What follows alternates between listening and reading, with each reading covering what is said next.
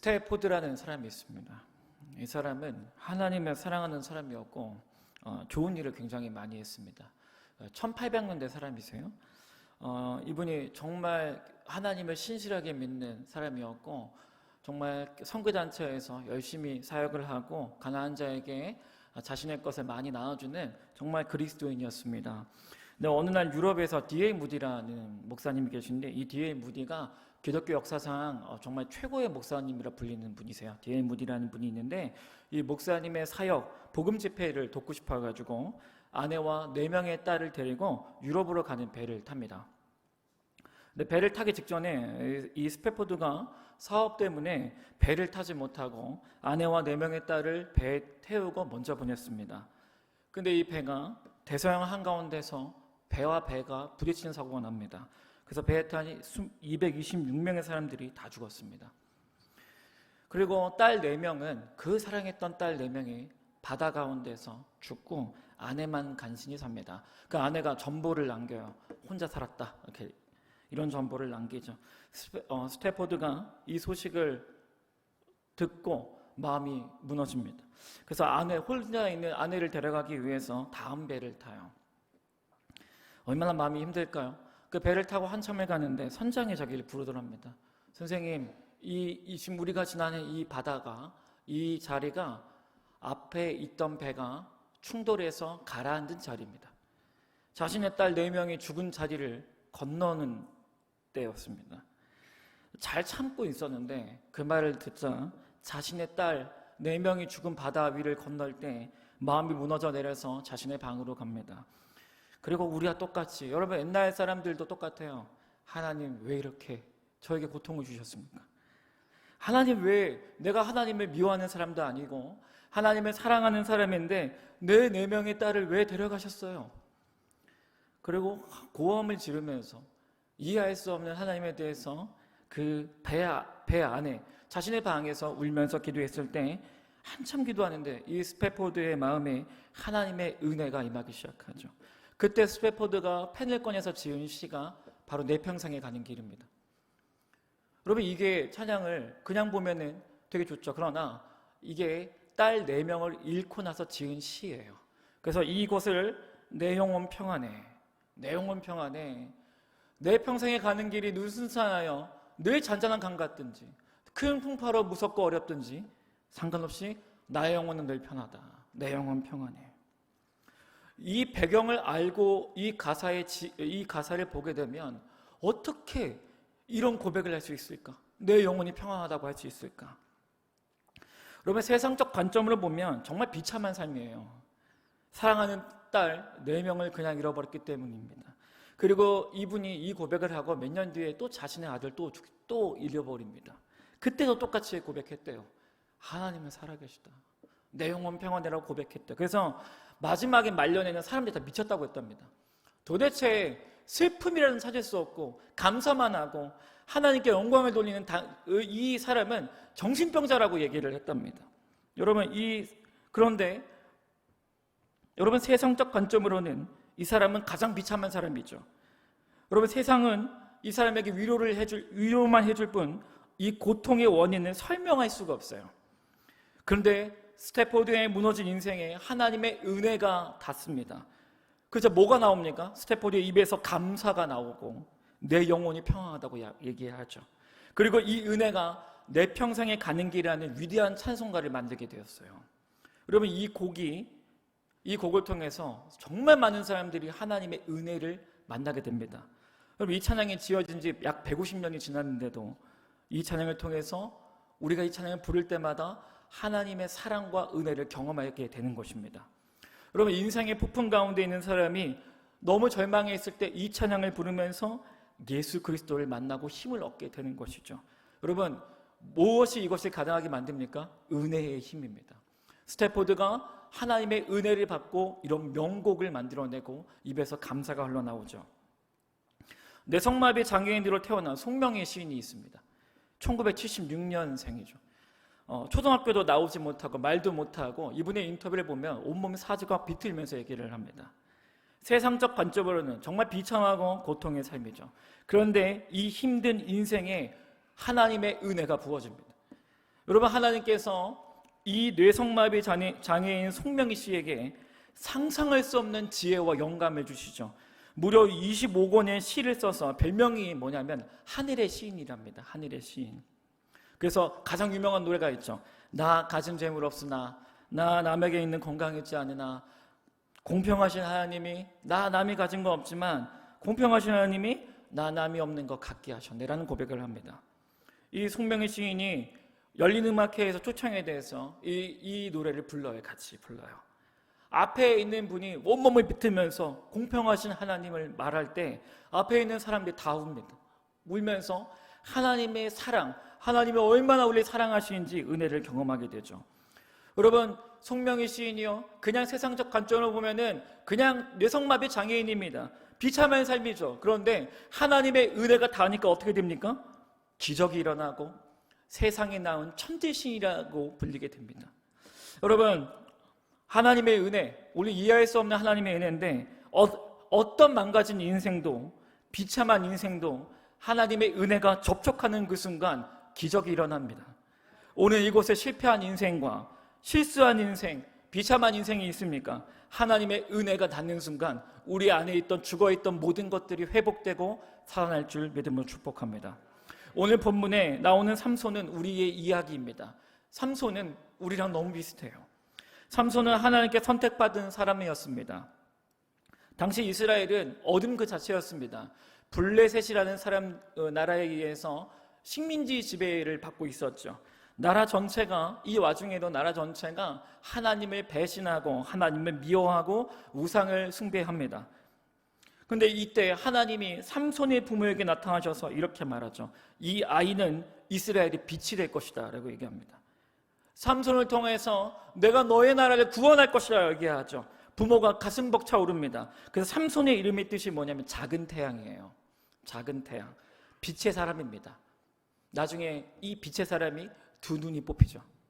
빛을 잃은 것을 은유적으로 표현하는 것입니다. 당시 이 삼손의 이름을 지었을 때 자신의 나라가 어둠 속에 있었다는 것을 안 거예요. 그러니까 이 아기의 이름을 뭐로 짓습니까? 삼손, 작은 태양, 빛의 사람이라고 지었습니다. 부모가 얘기하죠. 여러분, 삼손 모태신앙인입니다. 모태로부터 나시린으로 시험받고 어렸을 때부터 교회 가고 어렸을 때부터 목사님의 설교를 들었을 겁니다. 수많은 사람들이 삼손에게 이렇게 얘기하죠. 너는 하나님의 자녀다. 잘 될 거야. 하나님이 너를 크게 사용하실 거라는 축복을 많이 듣습니다. 근데 삼손이 사사기 14장을 바로 넘어가고 나서 하나님의 이 예언이 있은 다음부터 어떤 삶을 사냐면 놀랍게도 타락한 삶을 살기 시작합니다. 삼손이 그 마음의 상처가 많나 봐요. 여성을 계속 따라다닙니다. 평생을 음란한 삶을 지속합니다. 어디 가냐면 계속 기생집에 찾아가죠. 자신의 사명을 잃어요. 하나님께 주신 사명이 뭐였냐면 놀라운 힘으로 블레셋 군대를 물리치는 거였는데 자신의 사명을 잃어버립니다. 그리고 뭐냐면 혈기가 많아서 누군가가 자기를 욕하면 배로 갚아주고 누가 자기를 치기만 하면 분노를 터뜨리면서 막 혈기 그 자체로 살인까지 저지른 사람이 바로 이 삼손이었어요. 삼손이 지금 시대에 살았으면 능력 있는 목사님의 자제로 태어났겠죠. 그 사람들에게 박수 받았을 겁니다. 쟤는 3대째 4대째 신앙의 자녀야. 쟤를 통해서 하나님께 놀라운 일을 행하실 거야. 이렇게 기대했는데 청년이 딱 되자마자 교회를 나오지 않고 타락한 삶을 시작하고 음란한 삶을 살기 시작하는 것입니다. 이 삼손을 보고 많은 사람들이 실망했어요. 어떻게 이럴 수가 있느냐. 근데 하나님의 반응이 너무 뜻밖입니다. 사사기 14장 4절을 좀 볼게요. 쉬운 성경 버전입니다. 우리 한번 같이 읽어볼까요? 시작.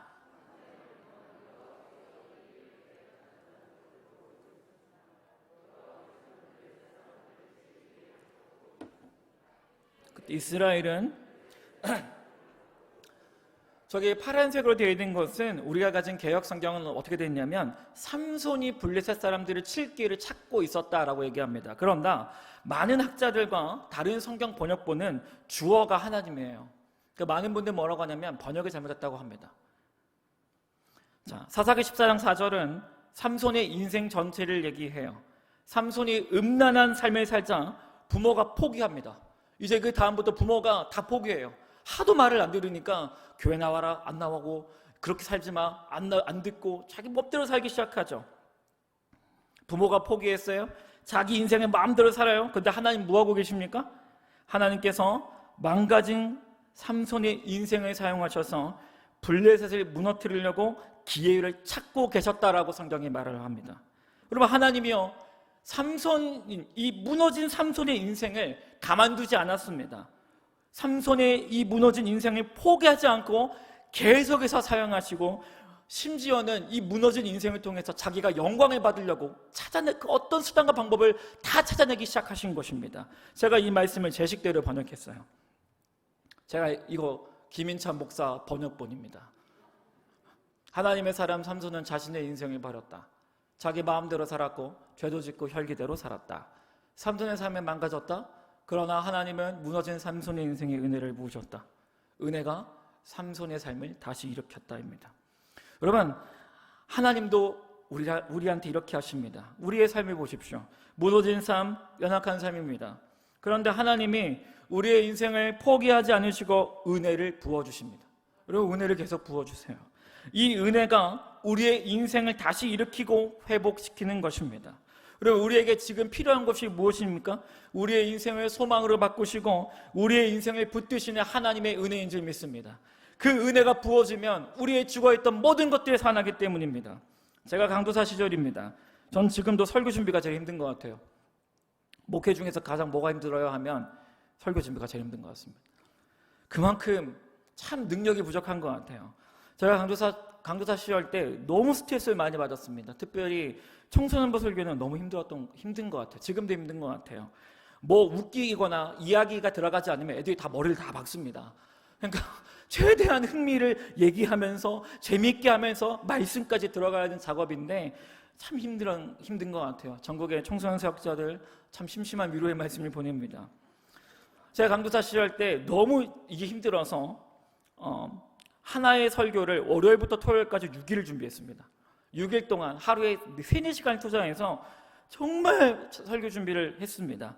그날 설교 본문이 누가복음 15장이었어요.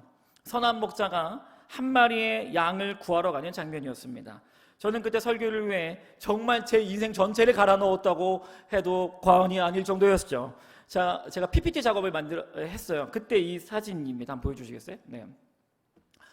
이 보시면 그 선한 목자가 절벽에 손을 쫙 뻗어가지고 그 절벽에 떨어져 있는 양을 구하는 장면이죠. 이걸 보여줬어요, 애들한테.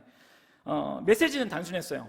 예수님이 우리의 목자시다. 우리를 구하러 오셨다. 그러니까 예수님을 믿자. 이게 메시지였어요. 이 메시지를 일주일 동안 낑낑대고 했습니다. 그렇게 안 들으니까요. 네. 세상에, 와, 이야. 설교 시간에 은혜가 넘칩니다. 와, 애들이 얼마나 은혜를 받는지 다 떠드는 거예요, 진짜. 너무 그날은 충만하게 떠드는 거예요, 너무. 준비를 그렇게 했는데 그렇게 떠들어요. 자괴감이 드는 거예요. 아니, 내가 준비를 했는데 왜 떠들지? 세상에 얼마나 이쪽에 우리 교회에 최강의 악동 12명의 중3 남자애들이 있었는데 걔들이 그러지 않았는데 그날 그렇게 설교 준비를 많이 한 날 자기들끼리 말싸움이 붙었어요. 설교하고 있는데 예수님이 선한 목자다 했더니 한 명이 딱 일어나면서 내 말이 맞잖아 이렇게 하고, 그 옆에 있던 내가 아니야 내 말이 맞아 하던 지들끼리 막 싸워요. 설교하고 있는데 내 마이크 소리를 걔네가 뛰어넘기 시작했죠. 그리고 신경 쓰면 안 된다. 그때 뒤에서 그걸 보던 선생님이 이 자식들 조용히 안 해? 나 설교하고 있는데 지금 목소리가 4개가 막 충돌을 하는 거죠. 그 옆에 봤더니 갑자기 한 여자애가 나오더니 화장실 가겠다고 가는데 조용히 숙여서 나가야 되는데 통로 중앙으로 나가는 거. 꼿꼿이 허리를 서서 이렇게. 이게 예배인가? 예배가 아니에요. 도떼기 시장이지 이거는 예배가 아니야. 예, 예배가 아니에요. 그리고 옆에서는 뭐 하냐면 애들이 핸드폰 보고 유튜브 보고 있어요. 재앙. 지옥이 지옥. 여긴 지옥이에요. 와, 그 선생님들도 조용히 안 하냐? 하더니 갑자기 한 분이 전화 받으러 나가. 선생님이 회사에 일이 생겨. 이건 뭐야? 와. 근데 제가 시험을 해봤어요. 설교 중간까지 마다 여러분 예수님의 선한 목자인데 기도하겠습니다. 그 설교가 끊긴 거잖아요. 근데 아무도 말 안 하고 하다가 다들 끝났구나 하고 이렇게 하는 내 설교를 아무도 안 들어.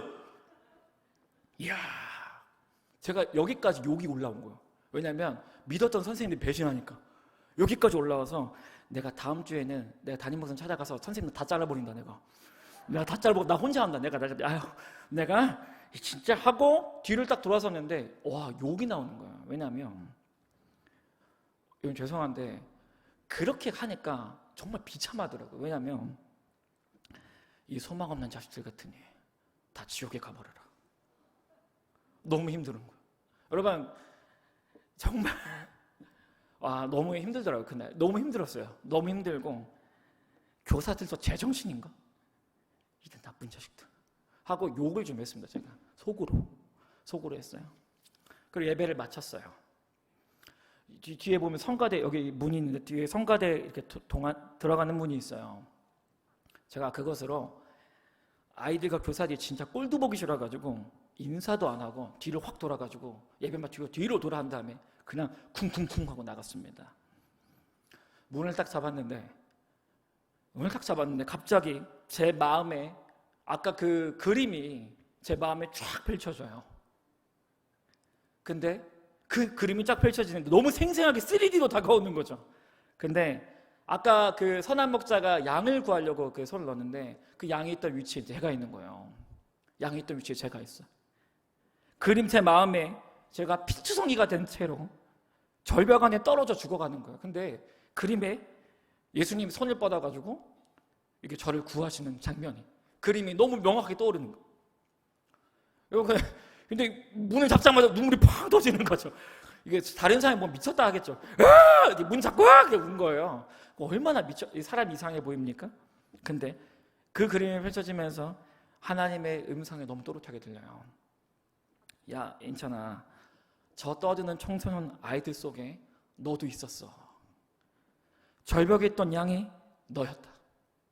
너의 망가진 인생에 내가 왔다. 그리고 내가 너를 찾았고 죽어가는 너를 내가 구했단다. 내가 너를 구했듯이 너도 그 청소년들을 참아주고 사랑해줘라. 이렇게 음성이 들렸습니다. 그리고서 한 발자국 걷는데 제 인생이 생각이 나는 거예요. 여러분, 제가 진짜 비참한 삶을 살았습니다. 청소년기 때.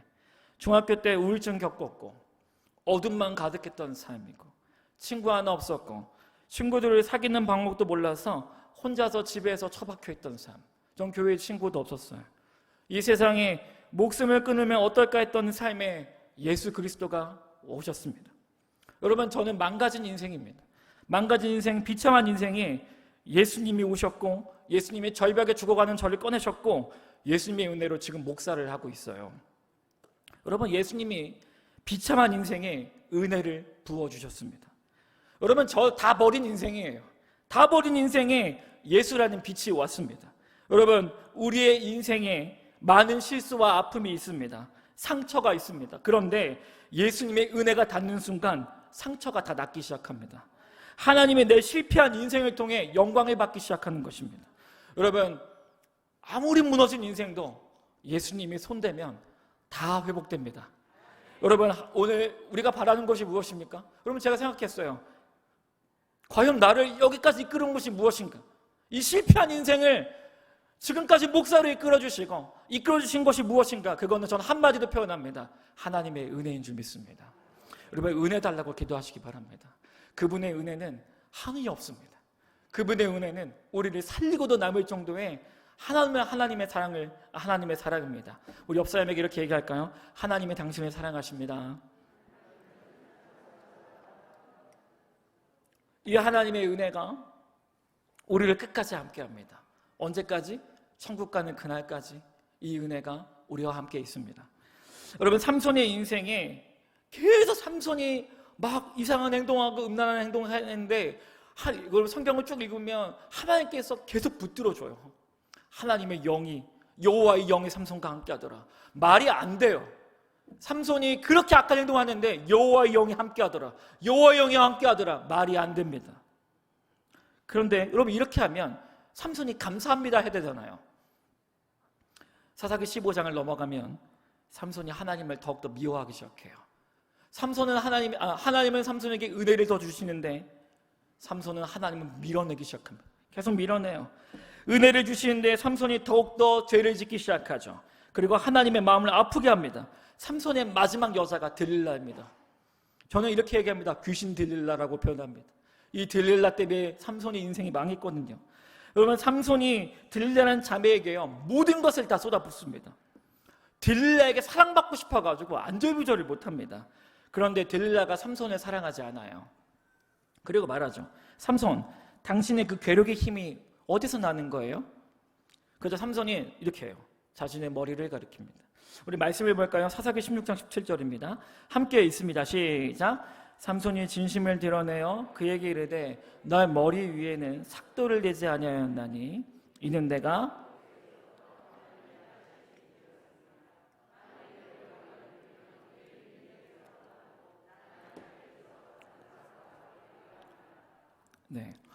삼손이 고백해요. 머리를 미는 게 뭐예요? 삼손이 밑줄 쳤죠. 뭐라고 하냐면 아는 거예요. 나는 어머니 뱃속에부터 하나님의 선택된 자녀였어. 나는 신앙인이야. 하나님 믿는 사람인데 들릴라 내 머리 밀면 나 하나님과 관계 다 끝나. 이렇게 얘기한 거예요. 여러분, 이게 삼손이 입에서 할 소리입니까? 정말 무시무시한 소리예요. 나 머리 밀면 하나님과 이제 끝이야. 그러니까 머리 밀어봐. 이라고 얘기하죠. 여러분, 하나님이 은혜를 그렇게 주셨는데 은혜를 밀어내게 줘. 은혜를 밀어내요, 삼손이. 여러분, 결국 머리가 밀린 삼손이요, 아니 하나님의 은혜를 밀어낸 삼손이 붙잡힙니다. 그리고 두 눈이 뽑혀요. 이 작은 태양, 빛의 사람이 두 눈이 뽑혀서 어둠 가운데 거하게 되죠. 그 노예 신세가 됩니다. 여러분, 이때 참 비참한 게 삼손이 혼자서 철저히 고립됩니다. 삼손이 그렇게나 사랑했던 여인들은 보이지도 않아요. 그렇게 사랑 주고 돈 주고 시간 투자했던 여인들 나타나지도 않습니다. 그리고 삼손의 부모들도 나타나지 않습니다. 그리고 그렇게나 살려줬던 이스라엘 민족들도 삼손을 외면해요. 철저히 고립됐어요. 그 감옥 안에 노예 생활 중에 혼자서 있는 것입니다. 여러분, 이 고독 속에 하나님의 은혜는 어디 갔을까요? 말씀을 보겠습니다. 제가 읽을게요. 그의 머리털이 밀린 후에 다시 자라기 시작하니라. 머리가 자라요. 삼손의 머리를 밀었는데 하나님과 관계를 자기가 끊어내는데 하나님은 어떻게 하십니까? 머리를 나게 하십니다. 이게 뭐예요? 하나님의 은혜가 떠나지 않았습니다. 다른 사람들은 삼손 다 버렸는데 여러분, 이 하나님의 은혜가 삼손을 버리지 않았습니다. 여러분, 삼손이요, 은혜를 미워하고 밀어내도 이 은혜는 그 자리에서 변함없이 삼손과 함께하고 있는 것입니다.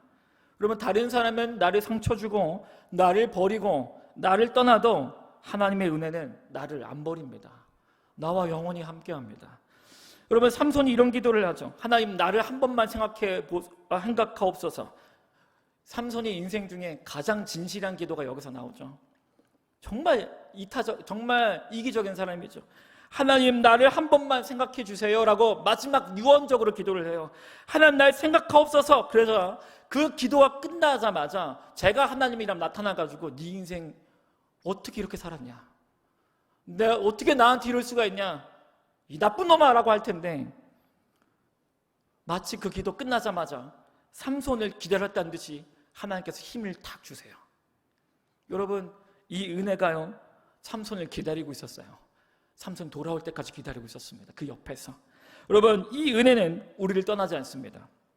그리고 이 은혜는요, 우리 곁에서 뭐 하냐면 안 떠나고 우리가 돌아오길 계속 기다려요. 우리가 다시 이 은혜를 찾을 때 이 은혜는 활짝 두 팔을 벌리고 우리를 안아주는 것입니다. 제 제자 중에 한 남자 청년이 있어요. 이 형제가 고등학생일 때 하나님을 만났습니다. 청소년부 수련회 갔는데 너무 하나님을 깊게 만났죠. 그래서 수련회 가서 눈물 콧물 다 쏟았습니다. 이 형제가 부모님이 믿는 부모님이 아니었어요. 이 형제가 그날부터 수련회 끝나고 새벽 기도와 금요 기도회를 적극적으로 나오면서 기도를 훈련하고 누구를 위해 기도하냐면 엄마를 위해서 기도합니다. 그래서 저한테 와서 강도사님, 우리 엄마를 위해서 기도해 달라고 해요. 그래서 저 같이 기도했습니다. 손잡고. 그리고 했는데 몇 달 뒤에 하나님의 은혜로 이 엄마가 교회에 왔어요. 그 새 가족에 등록을 합니다. 그리고 세례를 받습니다.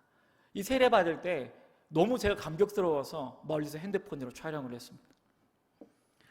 너무 잘 되죠. 그리고 이제 이 친구가 나와서 간증을 합니다. 예수님은 나를 사랑하세요. 예수님은 나를 사랑하시고 우리 가정이 예수 믿는 가정이 될 수 있도록 여러분 기도해 주세요 했더니 사람들이 다 박수 쳤어요. 모든 것이 다 잘 된 것처럼. 근데 어느 날부터 교회를 안 나오기 시작하죠. 점점 교회 예배에 빠지면서 전화하면 항상 잔대요.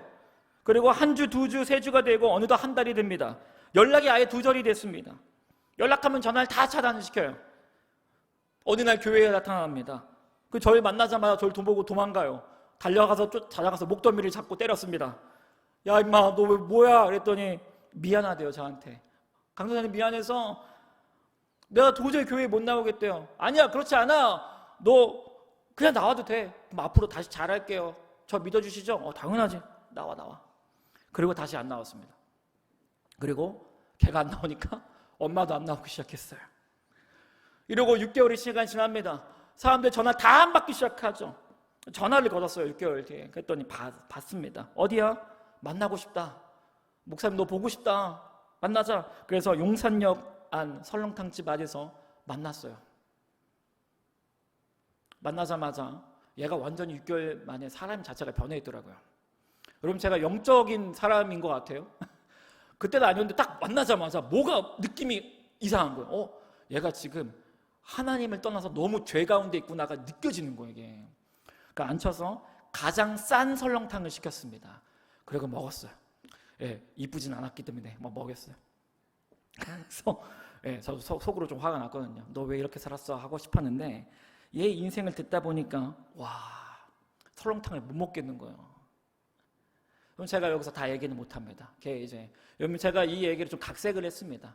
그 친구가 지금 살아있으니까. 근데 이 친구가 그런 얘기를 해요. 너무 방탕한 삶이고 삶 자체가 완전히 망가졌어요. 와, 그걸 보는데 무슨 생각이 드냐면 얘가 6개월 전에 그렇게 기도하고 엄마를 왜 전도했던 애가 맞을까? 이상한 생각이 드는 거예요. 그때 얘가 예수님을 인격적으로 만난 게 아니었나? 별 생각이 다 들죠. 그러더니 이래요. 목사님 저 괜찮아. 헤헤헤. 뭐가 괜찮아? 안 괜찮죠. 그러더니 자기 교회 안 나와도 잘 살고 있대요. 그러니까 신경 쓰지 말래. 내 인생 신경 쓰지 말고 앞으로 내 살 테니까 앞으로 연락 끊고 살자고. 그러니까 어떻게 합니까? 기도해 주죠. 아니야 내가 기도할게. 끊어졌어요. 그리고 몇 달이 또 흐릅니다. 이 친구가 저녁에 자기 집에 방에 있었어요. 자기 방 불이 꺼져 있는데 갑자기 입에서 찬양이 나오더랍니다. 자동으로 나오더래요. 이 친구가 그 예전에 하나님을 만났을 때 가장 많이 부르던 찬양이 이거였습니다. 주 품에 품으소서. 주 품에 품으소서 능력에 발로 덮으소서 거친 파도 날 향해 와도 주와 함께 날아오르리. 제 생각에는 성령께서 그 안에 있던 성령께서 찬양을 하게 하신 걸 좀 생각합니다. 이 찬양이 나오는 거예요. 그리고 이 찬양이 한번 끝나고 또 불러요. 거친 파도 날 향해 와도. 그 순간 그 방에 예수 그리스도가 오셨어요. 예수님이 이 애를 그냥 안아주더래요. 그냥. 그리고 얘가 너무 놀란 거예요. 왜냐하면 자기한테 이래라 저래라 할 줄 알았는데 예수님이 6개월 전에 만났던 그 예수 그리스도가 그냥 자기를 안아주더래요. 누구야? 내가 너 사랑한다. 그 말을 들었대요. 그리고 새벽에 밤새 울었대요. 밤새. 여러분 제가 이 얘기를 딱 들었을 때 첫 번째 들었던 말이 뭐냐면 말이 안 된다는 거였습니다. 그리고 왜냐하면 여러분 예수 그리스도가 이 애를 떠난 적이 없는 거예요. 그 방에서 계속 기다렸어요. 예수님이. 그 뭘 기다렸을까요? 얘가 자기에게 올 때까지 계속 기다리셨습니다. 한 번도 안 떠났던 거예요. 제가 그걸 보고 눈물이 나더라고요. 여러분 예수님이 우리를 떠나지 않는 것이 진짜구나. 여러분 그리고 이 친구가 막 울었대요. 나는 예수님을 떠났는데 예수님은 자기를 떠난 적이 없는 것입니다. 여러분 이게 바로 하나님의 은혜입니다. 여러분 삼손처럼 우리도 하나님을 떠날 때가 많습니다. 여러분 하나님은 양처럼 제멋대로 구는 우리에게 은혜를 주십니다. 그런데 그 은혜는요 우리를 절대 떠나지 않습니다. 은혜가요, 우리 옆에 항상 옆에 있어요. 그리고 우리가 오기를 기다립니다. 같이 걸으면서 기다립니다. 은혜가 오랫동안 우리를 기다리죠. 여러분, 오늘 이 은혜를 만나시길 바랍니다. 혹시 이 중에 자녀들이 삼손처럼 어렸을 때는 교회를 잘 다녔다가 지금은 나오지 않는 사람들이 있을 줄 압니다. 삼손처럼. 여러분, 그냥 소망을 선포합니다. 하나님은 걔네들 떠난 적이 없어요. 하나님은 걔네들과 계속 같이 있습니다. 그리고 뭘 하십니까? 올 때까지 기다리는 거죠. 그리고 고통이 있으면 몸으로 막아주시고, 여러분, 한 번도 떠나진 적이 없는 것입니다. 여러분, 은혜가 우리의 자녀들을 붙잡고 있는 것입니다. 모두가, 저는 이 은혜를 통하여 우리 다음 세대, 지금 옛날에는 교회 나왔다가 지금 떠난 애들이 다 돌아올 줄 믿음으로 선포합니다. 여러분, 오늘 이 은혜를 만나십시오. 이 은혜가 누구인지 로마서 8장 39절을 보고 마치도록 하겠습니다. 우리 함께 읽고 마치겠습니다. 시작.